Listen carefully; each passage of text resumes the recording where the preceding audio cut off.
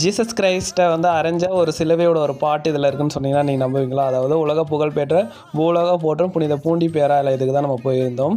இது வந்து உயர் பசிலிக்கா என்று அழைக்கப்படும். இந்த சர்ச்சுக்கு நீங்கள் ஒன் டைம் விசிட் பண்ணி பாருங்கள். அதுக்கு முன்னாடி நம்ம பேஜை ஃபாலோ பண்ணிக்கோங்க. பேராலயத்தை கட்டினவர் யாருன்னு பார்த்தீங்கன்னா வீரமா முனிவர் தான் கட்டியிருந்தார். அதாவது 18ஆம் நூற்றாண்டில் ஸ்டார்டிங்கில் கட்டியிருந்தார். இதில் இருக்கிற மாதாவோட ஸ்டாச்சு பார்த்தீங்கன்னா பிரான்ஸ் நாட்டிலேருந்து கொண்டு வரப்பட்டது. நெக்ஸ்ட் பார்த்தீங்கன்னா 1955 வந்து பார்த்தீங்கன்னா ரீகட்டமைப்பு, அதாவது லூது சேவியங்க ஒரு அடியர் வந்து, அதாவது ஒரு ஃபாதர்ஸ் வந்து திருப்பி இந்த கோயிலை வந்து பராமரிப்பு பண்ணார். அவருமே நிறைய புதுமைகள் பண்ணி அதே சர்ச்சில் இறந்து அவர் அடக்கமும் செய்யப்பட்டாங்க. அவருக்கு வந்து புனிதர் பட்டம் கொடுக்கறதுக்காண்டி நிறைய வேண்டுதல் கோரிக்கை வந்து வச்சுக்கிட்டு இருக்காங்க. நீங்களும் ப்ரேயர் பண்ணிக்கோங்க.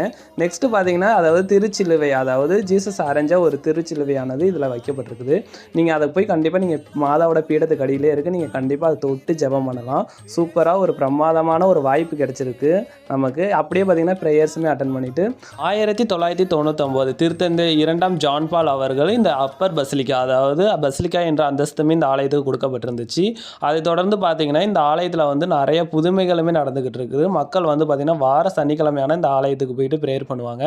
வாரந்தோறும் சனிக்கிழமை பார்த்தீங்கன்னா அன்னதானமும் வழங்கப்படும். ஸோ மதிய டைமில் வந்து அன்னதானமும் போடுவாங்க. அந்த சாப்பாடுமே சூப்பராக இருக்கும். சில பேர் வேண்டுதல் வச்சுமே அன்னதானமும் கொடுப்பாங்க. இந்த ஆலயமே பார்த்தீங்கன்னா காவேரி நதி ஓரம் பக்கத்தில் தான் அமைஞ்சிருக்கு. ஸோ செம்ம இயற்கை சூழ்ந்த அந்த மாதிரி ஒரு சூழ்நிலையில் தான் இந்த ஆலயமே அமைஞ்சிருக்கு. சுற்றிலும் பார்த்தீங்கனாலே விவசாய நிலத்துக்கு நடுவில் தான் இந்த ஆலயமும் அமைஞ்சிருக்கு. நீங்கள் ஒன் டைமாவது போய் பாருங்கள். நெக்ஸ்ட் இங்கே இருக்கிற மாதா கிட்ட நீங்கள் கண்டிப்பாக ப்ரேயர் பண்ணிங்கன்னா நல்லதே நடக்கும். கண்டிப்பாக நீங்களும் வந்து ட்ரை பண்ணி பாருங்கள். இது பக்கத்துலேயே பார்த்தீங்கன்னா நிறையவே அருள்காட்சியகம்லாம் வச்சுருக்காங்க. ஒன் டைம் விசிட் பண்ணி பாருங்கள். நெக்ஸ்ட்டு எந்த சர்ச் போகலான்னு சொல்லிட்டு கமெண்ட் பண்ணுங்கள். நானும் அந்த சர்ச்சில் வந்து விசிட் பண்ணி போட்டு பார்க்குறேன். தேங்க்யூ ஃபார் வாட்சிங்.